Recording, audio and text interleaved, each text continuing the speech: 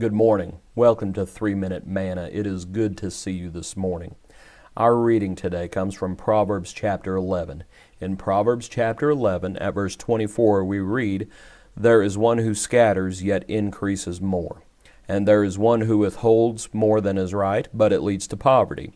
The generous soul will be made rich, and he who waters will also be watered himself." Rather than the health and wealth gospel that so many preach today, let's make a spiritual application. And yes, it can have physical ramifications, but we understand these things spiritually, hopefully. Because what the verse is talking about is that a man reaps what he sows. That it is the world's way to hoard everything, whether it is physical, whatever blessing it is. We think that we want to hoard it. We think that we deserve more and more of it. And that's not God's way. God's way is that we should be generous, that we should be liberal with our love, with our generosity, as this verse talks about. Jesus talked about the very same thing. In Matthew chapter 5, he talks about loving our enemies. In Matthew chapter 5 at verse 44, Jesus says, "Love your enemies.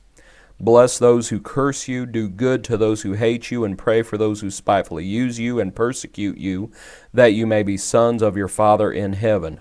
For he makes his sun rise on the evil and on the good, and sends rain on the just and on the unjust. For if you love those who love you, what reward have you?" And that's what we're talking about. We're talking about a reward. God sends his blessings on the just and on the unjust. Why does the Lord do that? It's because he wants them to turn to him. So the Lord blesses them, hoping that they will show him their gratitude. So if we are going to be like God, then we must be generous. Then we must love not only our friends, but our enemies. In Galatians chapter 6, I wanted to close with this verse. In Galatians chapter 6 at verse 7, it says, "Do not be deceived. God is not mocked. For whatever a man sows, that he will also reap.